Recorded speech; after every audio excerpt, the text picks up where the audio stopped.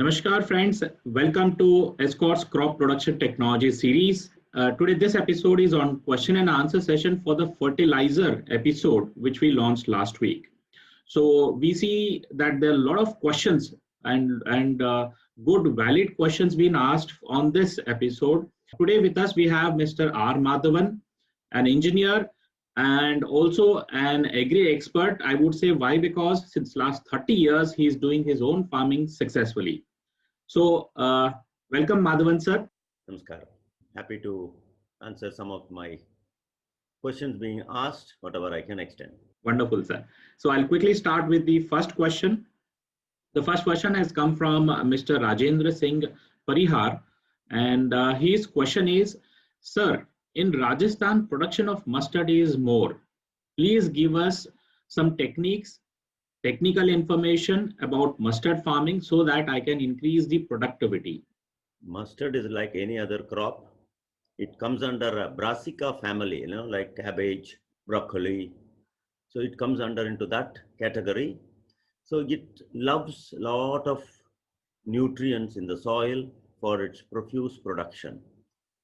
Like I was explaining to you, soil test would be a key to go with it, and preferably go on a row cropping so that the fertilization can be done effectively and manage it effectively for all the pest and disease. I'm sure you should be able to get into an action with a high productivity. Thank you very much, sir. The second question is from Mr. Arun Kumar Upadhyay. His question is, to what depth should the land be plowed? See, the depth for the active roots for feeding 9 inches is enough. But there's something else which is called taproot for most of the Cattlodon, the two-leaf plant species which produces taproot. Like paddy, it's only a fibrous, so it does not have a tap. Cotton, any other crop will have a taproot. Now it's much more advantageous if you allow the taproot to go as deep as possible so that the plant can withstand stress for water, stress for rigidity. So these things can only be achieved through sizzling. So sizzle should go at least minimum depth of 3 feet so that the taproot can be allowed to that depth. Water and other things can be brought up through capillary action. Shallow plowing of 9 inches is sufficient for feeding the roots. The root can only be fed around 9 inches because it needs oxygen. So as you go below, the oxygen level drops down. Henceforth, the roots which are absorbing the nutrient will also be minimized. So 9 inches is sufficient for feeding area. But the sizzle is required for taproot penetration and remove the compaction so that the aeration and other parameters which we discussed in the soil land preparation in more depth. Moving to the next question. This is from Mr. Karan Jori. His question is, why silica is most important in onion farming? See, silica, especially for onion, it can improve the chlorophyll action of onion leaves. But silica is not a major or considerably on the micronutrient area also. Instead of that, if you can correct calcium and magnesium, your onion crop performance will be much better, because highly siliceous is also not advisable for the porosity area, but mainly used for this purpose, very, very minimum. They're either on a leaf or something, because already soil contains certain amount of silica in it. But silica is mainly for the purpose of onion leaf chlorophyll action, green pigment action of green pigment. So that is where the food is collected through using the solar and carbon dioxide, and that is stored into our produce. So silica plays a very, very minimum role, but it is much easier if you can get through with calcium and magnesium. Great, sir. Okay. The next question, Karan Jori himself, the second question he has asked. Sir, tell us about the potassium humus. See, there are so many things on this nutrient value. Plant needs potassium. Now, if you attach a new word to it, you are getting excited and you will be willing to pay for 300, 400 rupees more. Oh, if you think that humate is attached to it. Please try to understand, plant requires potassium for, the quality, firmness, and abiotic stresses, which means abiotic, I don't like to use such technical words. It's simple. Stresses. Stress due to the pest, stress due to environment. It's called abiotic. So environmental stress, which is what? Severe drought. That's an environmental stress. Pest attack, accepting through pest and disease. Now these two are minimized or brought into a control by maximum available potash. Potash is available in many forms. Potassium chloride is the common available form, which is very economical for farming purpose. There's potassium sulfate, which is a wonderful unit, but it does not contain chlorides. It's very expensive. So you have to decide, your aim is that the soil should contain potash, whether it is a humate, chloride, sulfate. These are all nomenclature attached to different things. Your idea should be, what is my soil test potash and what should be for this crop, and how economically I can make available this to a crop without damaging my soil structure. Suppose if your soil is, very high in sodium, say take an example of it, very high in sodium, and your pH is very high.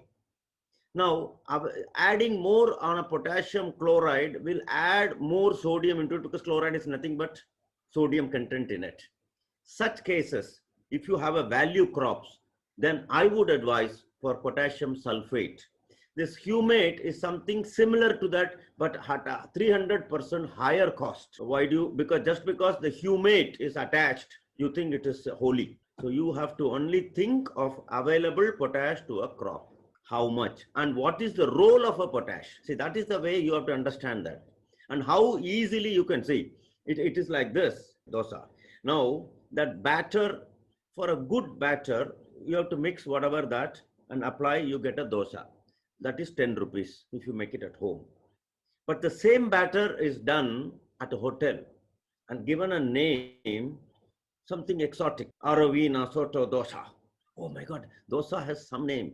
And then you pay 300 rupees and eat it. But the main content of it is dosa batter, to make you a dosa. The rest, maybe you would have added little ghee more, little salt more to give you that effect. But 80% batter. Why do you want to run for the 20% when you have an 80% with you? Thank you very much, sir. Moving to the next question. The next question is from Lokender Patel. His question is, which tool should be used to make soil? So I consider this possibly he's asking which tool for land preparation. Land preparation, see, there are a set of tools. The first one, I think we have discussed more on that in our land preparation episode. Please go ahead and watch it. But anyhow, briefly I put it: chisel, and then 9-tine or disc, one of these two, which is used for breaking the clods as well incorporating the soil amendments. Once that is done, then you run the ridge and furrows. So you do the ridge and furrow based on your crop needs, but always keep it in mind that the tractor should be used optimal area. That is 45 days of your crop cycle. Tractor should be used. That means the land preparation, like I discussed it in an earlier episode in the land preparation, 30-60 normally we put, because the tractor available in India is at this wheelbase depth. So let's plan for that, what is available with us in India. So 30-60 should be your ideal ridger, and you do the ridging. Once you do the ridging, then you do the fertilizer placement. I think we have made a special episode. Mr. Harsha was discussing on that. After placement, then you go with the seeding. This is the land preparation to seeding.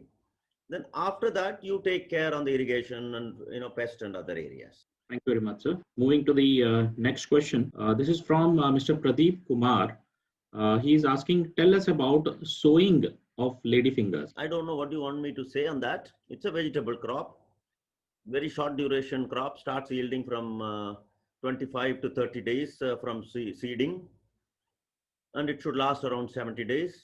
You have to harvest, the harvest starts on the 25th, 28th day. Every alternative day you do it. And the middle, almost, you have to do every day. The harvesting is little laborious and it has got a little spikes. So you need to use tools in your hand, like hand gloves and things like that, so that you don't get that itchiness when you are harvesting it. And it's a good crop which pays you good remunerative also. Most cost is on the harvesting front and very short duration. It's always preferable to go with ridge and furrows. It has got very good advantage and you can get a good canopy. But then selection of seed also. Please remember there are many varieties, especially the lady's finger, they're prone to during the summer, especially when the vegetable is eaten most. It has got yellow vine mosaic, particular virus. But now there are varieties from many companies which is resistant to this to some extent. So try and use that. And there are other varieties also. Please choose for the canopy. That means you can have, not like a tree growing and then, you try to harvest from 5 feet, 6 feet. But instead of that, there are very good varieties which are short and dwarf. At the same time, it starts yielding from the lower end. And even the spikes are much less in most of the varieties. So you choose accordingly and get it done. It's exactly the same way soil test plays a very vital role for that also. Thank you very much, sir. Moving to the next question. This is from Mr. Karan Jori. His question is, how do liquid fertilizer work on spraying crops? Is it 100% absorption done here? How to spray cow urine? How much time to spray in decomposing field? So I think his question is sugarcane trash decomposed. Fine, exactly. We'll answer that. See, first of all, he's talking about liquid fertilizers. There is nothing known as liquid or solid. Fertilizer is a fertilizer. And any fertilizer has to be soluble. Please remember, not only this gentleman, Karan Jori, but anyone who is watching, fertilizer has to be dissolved type. It has to be soluble, because plant cannot accept anything which is insoluble. That is, anything which is inorganic. Inorganic is ionization. Ionization is the one, like you put salt, it gets dissolved, and that salt can easily be absorbed through moisture to the absorbing roots or through root hairs, if I want to go on a technical part. So first you have understood what is liquid and what is fertilizers. Now spraying on leaves. See, it's like this. You please try to understand. You have a mouth. You can eat. You can also be given through drip. A doctor sometimes gives you on an emergency drip. If you can understand why between these two, briefly I will explain to you. When you have a problem that you cannot eat through your normal way, so the doctor decides that he has to give you a saline solution, some nutrient into it to make you sustained so that you are come out of the infection. Okay, now this is one. I come back to plant. Plant, if you can apply the nutrients in mouth, the mouth of the crop is the root. And if you fail to apply in that, the crop lags those nutrients. I'm not talking about micronutrients, I'm talking of major nutrients, because those are in bulk you needed, that you cannot spray through leaf. Okay, now how do you spray? When do you spray? The absorption of these liquid, when you are dissolving the fertilizer in water and spraying it over a leaf, depends on primarily age, environment, wind drift, and time. Because I'll put one little word and then you can go and study about that. Leaf has, if you look through a microscope, you will see stomata. They're called stomatos. They are just like flowers opening and closing on the leaf surface. Now that depends on the environment condition. So you have to make sure that you are spraying at that point of time to get the leaf absorption to be 100%. Otherwise, it will be only 5%. How can you be sure on that? Is it not easy? Put it in the mouth and be done with it. But there are many new micronutrients like boron, zinc. These nutrients sometimes even ferrous. So sometimes these deficiencies show only on the younger leaves than the older. The transportation loss happens, but all this due to your imbalanced soil fertility. If you can address that well in advance, why do you want to go and spray there? It's much easier to throw food in your mouth than giving through a saline to you. Why do you want to, get into that fold?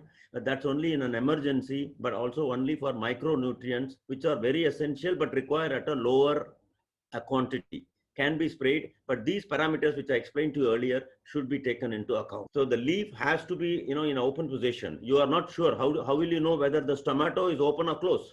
Otherwise, it just washed away. It's not absorbed. And you have to put a little quantity. Maybe you have to spray a couple of times or 3 or 4 times for its absorption to place. And once you do that, then you have to send your tissue to analysis to find out whether it has been absorbed or not. But tissue analysis is a very essential element which is not practiced in India. But I'm just giving you on the nutritional spray for the leaf. I think I briefed up. Let me not get into too depth. You can study what is the tomato and what is the leaf when it is done, and the environment. These 3 factors you can get in more technical details if you are interested to read about. But these are the points to consider when you are spraying that. Now, anything to any biomass, any organic matter to get composed, we need bacteria for its decomposition. Now, organic matter plays a vital role in this part. That's the reason we take it into a consideration. Whenever we test the soil, we also test for organic content, organic matter content. So the soil residual can get into decomposing provided C/N ratio is around 4 to 10. Then the decomposition is very much faster. C is carbon and N is nitrogen. Anything needs nitrogen. So bacteria needs nitrogen, so it consumes nitrogen. And then debacterization happens. Moisture is also one part which can make even much faster. So for your sugarcane trash, I think leaves which you're meaning, I think if I understood correctly, if your question, it should be the trash which falls down, or when you harvest sugarcane, these trash falls over it, how long it takes.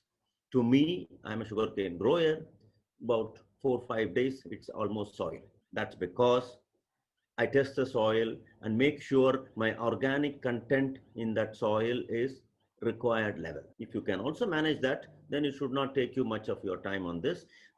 Best thing is also, rotivate it so that it is all fallen into fine pieces for easy digestion and decomposition.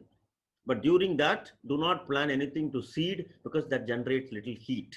And that's the reason I said moisture is also important for its faster degradation. Thank you. Let's move to the next question. That is from Mr. Balveer Singh. It is a little challenging question.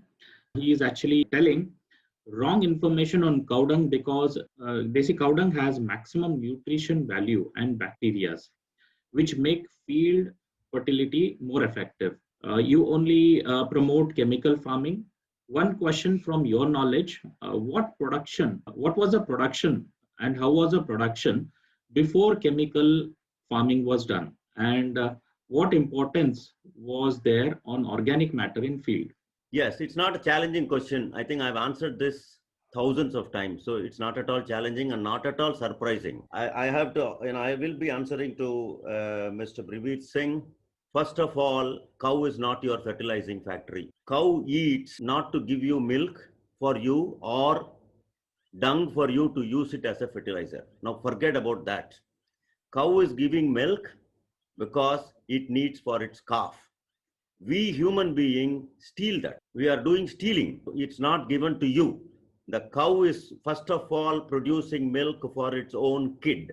First. Second, you say it is very nutritive. Please think garbage in, garbage out, which is what cow eats has to be little content in the fecal matters. It's not eating for fun. It has to eat its meal for its metabolism functions to happen. That means it has to survive, it has to walk, it has to, move around, it has to reproduce. For all this, it is eating, not for you to produce fertilizers. It is not a fertilizing factory. Now, let's make that very clear. So what cow eats plays a very vital role. Suppose if that cow is, which is most of the Indian cows, are underfed. They are not like human beings. The cows are also nutritional hunger. And that is the reason, though we are second largest production of milk in the world, but one of the lowest productivity of milk in the world. Please understand that the cow, what it eats, it's its performance. This you have to agree. If a cow is not eating properly, nutrition, that is most important. Cow wants to live like us, and poor cow is actually in hunger in India.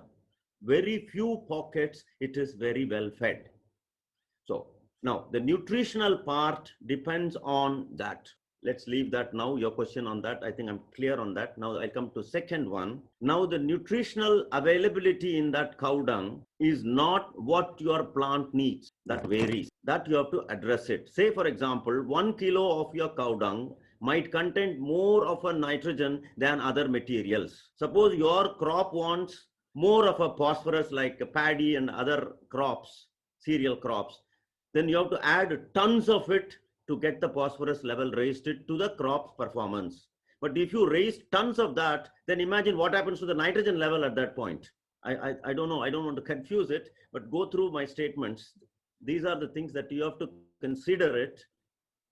First of all, I said nutrient depends on what it eats. Second, cow is not your fertilizing factory. Third, what it eats and what it delivers in the dung will be much less. And what it is eating is more important. And you are not feeding the cow very well, first of all. Even if you have fed well, the nutrient will be low and imbalanced. Yes, I agree, the bacteria. That is the reason we are adding organic matter in a normal method also, part of the soil inputs. And we insist that in a soil testing, the organic matter has to be tested. Please refer my earlier episodes where we have shown you the chart. What are all the things to be tested for, in which organic matter also plays a role. But it's not the only way to go through. Okay, you asked what happened, how did our earlier people have done? Sir, please remember in 1960s, I don't know the age, yours. If you were there around that time, why did we go into a starvation when we had only 35 crore people? And please remember now, 120 crore plus. The land has shrunk, which means there are more buildings, more roads, more factories. So the land, we cannot extend the land anymore. And we need forest land also for environmental protection. We can't just keep on horizontally improving our area. There is no room for us. We are forced to make our productivity improved within given 1 acre of land. To have the productivity, cow dung alone is not going to help you to feed the hungry millions in India at cost-effective way. Now, you said earlier, now why did we get into a starvation agreement with the US government under Nehru, and agriculture minister was Mr. C. Subramaniam? Please remember and go through all this. You will know we went through a starvation area. The Green Revolution helped us to do that. And Punjab played a very vital role in that, to elevate our hunger. Yes, we didn't practice it properly. Anything, any tool has to be properly used. Otherwise, you get into all sorts of trouble only. You can't blame the tool for that. So we have to make ourselves, make our farmers trained how to use these valuable tools. Like fertilizer is one of the tool. Placement is one of the tool. Ridger is a tool. So these are all box of tools to be used effectively, and we need to train farmers how to use them. But if you misuse them, or if you are indiscriminate in application, like I see fertilizers are indiscriminately applied across India, because we don't have a proper soil testing and analysis done. And poor farmers have been told to put blanket method. In that way, obviously, that will turn into a poison only. But how can you blame for that the fertilizers? Fertilizers are nothing but food for them. How will we, what is multivitamin? What are we eating? Why are we eating as multivitamin? Multivitamin is nothing but all the minerals. You please go through what are the minerals available in that multivitamin: calcium, magnesium, zinc, boron, etc., etc. Where are we getting all that? We depend on plants. Plant depend on soil. And if the soil is mined, mining, what is mining? When you are growing a crop, you are mining the soil. Please remember, when you are growing the crop, you are mining. That means you are taking away the nutrients and converting them into the produces, either potato, tomato, brindi, brinjal. So that means these nutrients are transformed into into all these materials which we consume. So what happens from in the soil which you have depleted, that you have removed? Say you have in a bank 1 lakh rupees. Now you every day you take 10,000 rupees. One fine day it's going to be empty. How do you replenish it? You have to arrange a source for it to go there so that you can keep taking the bank. Nutrition is important, sir. Please remember, without nutrition, plant cannot perform. Without nutrition, humans cannot perform. Without nutrition, any animal, any living being cannot perform to optimum level. To a little more extent, I will put it. I'm taking a time for it because this is answers to others also, not only you. I would like to have it answered to others also to make it more clarified. And I'd love to, get more questions on this. I don't mind, because we have to be clear on this. It's a time that we have to be clear. These are tools. Electricity, take an example of electricity. It is dangerous. But if you don't use it properly, can you stop? Oh, electricity is danger. No, I will, take a fire and stand in front of my house as a light. We have crossed all that. Anything for that matter, if you are not using it, even fire for that matter, if you don't use it properly, you can set fire to your house. But if you use it properly, you can cook your meal and eat. So it depends on you. It's nothing to do with the fire. Similarly, fertilizers have been misused. I think I made it more clear in my fertilizer placement, the importance of fertilizer placement, because our efficiency is 80% low, which is, if you put 100%, the plant, the method we apply can take only 10 to 15%. I explained all that in that detail because of the mobility and immobility nutrients that makes restriction for the crops to get it. That means the performance, the efficiency of your nutrition use efficiency in plants drops down, and we are blaming it for it. Now we apply only nitrogen. That's no use. Like suppose you eat only rice and rice and rice, you're not going to perform anything. In that case, can you say rice is a poison? You have to have rice, dal, vitamins and minerals can only come from vegetables and fruits. So now all this combination we are eating not for pleasure or fun, for our well-being, which means the well-being depends on the nutrition. Now we cannot starve the plant to get into that. And I think I answered your question, what did we do earlier? Yes, we went into a starvation for 35 crore people in 19th. This happened. This is not a imaginary. You go back to history and read. And at that time, Mr. C. Subramaniam, and I'm sure all the Punjab farmers remember with gratitude Mr. C. Subramaniam, because he's a wonderful thing he brought in at that time, really revolutionized, and we were out of hunger for a while. We almost doubled our net productivity of India. Now all this happened in 60s to 70s, thanks to this system of it. Otherwise, we would have all been perished. This is not an imaginary. This happened in India. Please go back into that and you will more understand. I'm sure you will also agree with it. Thank you. Thank you very much, sir. This was intense. Moving to the next question. This is from Mr. Ganesh Atrulji. And his question is, sir, normally agriculture department persons say DAP to be given at the time of land preparation, but you have shown phosphorus in negative ion, so should be applied at the time of crop lifetime. Now, what should I do? Okay, DAP to be applied at the root zone because it is immobile. Please don't get into confusion with the negative and positive, because if you have to understand that, then please study cation and anion exchange capacity. Cation, anion, positive ion, negative ion. But phosphorus is the immobile element. You apply on the surface of the soil and the roots are underneath. So that phosphorus is not available for that crop.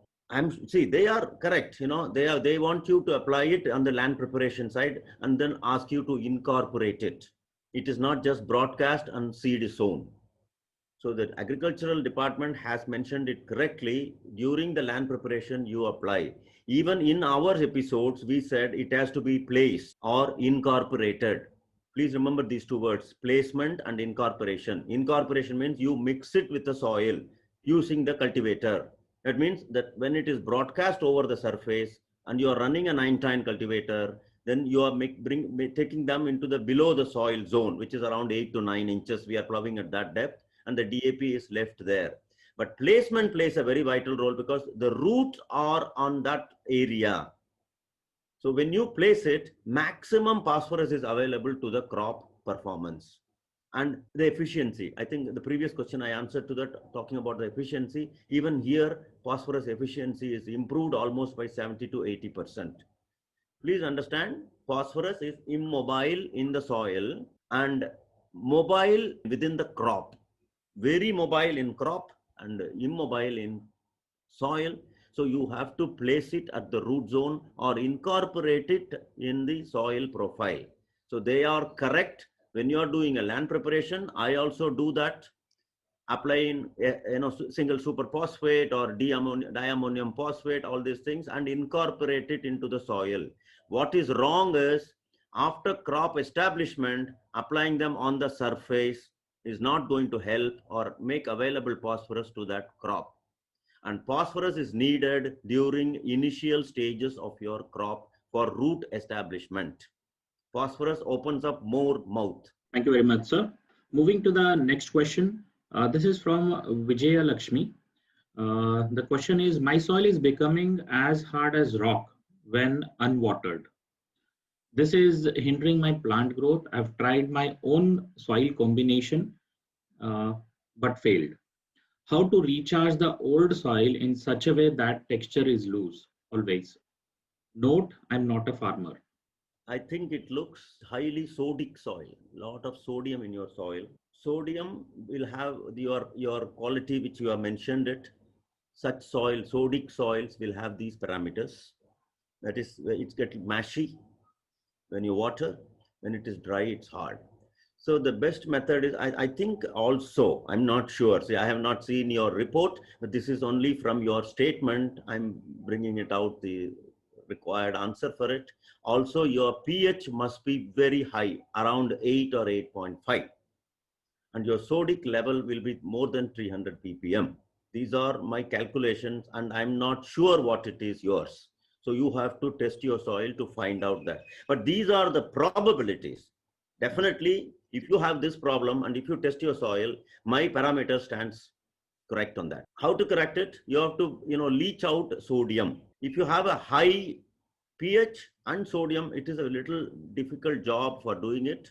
You have to have a soil chemist and try to leach out your sodium, then it will become very porous. So check your soil, take it to a laboratory, check it for these two parameters especially, or if you have already done it, then look for these parameters. I'm sure you will get the answers for it. Thank you very much, sir. There's another question Vijay Lakshmi has asked. That is, my soil and my compost pile has tons of snails. Please help. I tried sprinkling salt whenever I see them on surface, but there are millions under the soil. How can I vanish or remove them from my garden? You have already said, the question is yours now. Without looking at that, I have answered already salt. Now you seems to be adding more salt to it. Already I consider it sodium, and now you are adding salt to kill a snail. See, the snails, yes, that's one of the pests which is there. I would recommend, best thing is plow it during the peak summer. I don't know which area you belong to, which state or which Firka district, I'm not sure. And anyhow, when you have a peak summer, plow the land.